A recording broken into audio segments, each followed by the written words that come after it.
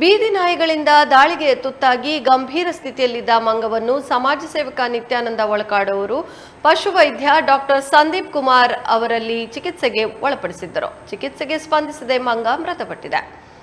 ಸಮಾಜ ಸೇವಕ ನಿತ್ಯಾನಂದ ಒಳಕಾಡು ಅವರು ತುರ್ತಾಗಿ ಗಂಭೀರ ಸ್ಥಿತಿಯಲ್ಲಿದ್ದ ಮಂಗವನ್ನು ಪಶುವೈದ್ಯ ಡಾಕ್ಟರ್ ಸಂದೀಪ್ ಕುಮಾರ್ ಅವರಲ್ಲಿ ಚಿಕಿತ್ಸೆಗೆ ಒಳಪಡಿಸಿದ್ದರು.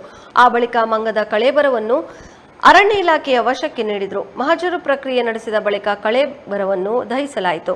ಈ ಸಂದರ್ಭ ಗುರ್ರಾಜ್ ಕೆ, ಉಪವಲಯ ಅರಣ್ಯ ಅಧಿಕಾರಿ ಕೇಶವ್ ಪೂಜಾರಿ ಎಂ, ಗಸ್ತು ಅರಣ್ಯ ಅಧಿಕಾರಿ, ಸಮಾಜ ಸೇವಕ ನಿತ್ಯಾನಂದ ಒಳಕಾಡು ಉಪಸ್ಥಿತರಿದ್ದರು.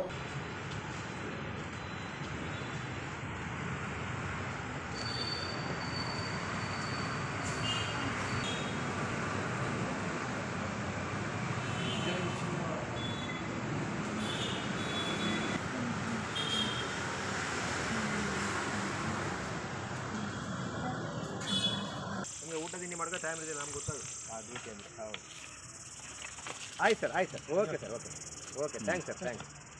ಸಾಕು ಸಾಕು ಸಾಕು, ಅದು ಇಷ್ಟು ಮಾಡ್ಲಾಕಿದೀಯಾ ನೀವು ಕೊಟ್ಟುಬಿಡು. ಅಲ್ಲಿ ಬೆಂಕಿಯಲ್ಲಿ ನಿಂಟು ಆಯ್ತು ಅದಕ್ಕೆ ಬೆಂಕಿ.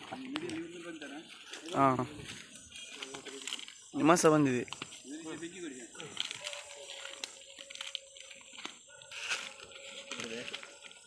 ಫುಲ್ಲು ಮಾಡಲಿಟ್ಟಿದೆ ಒಳಗೆ.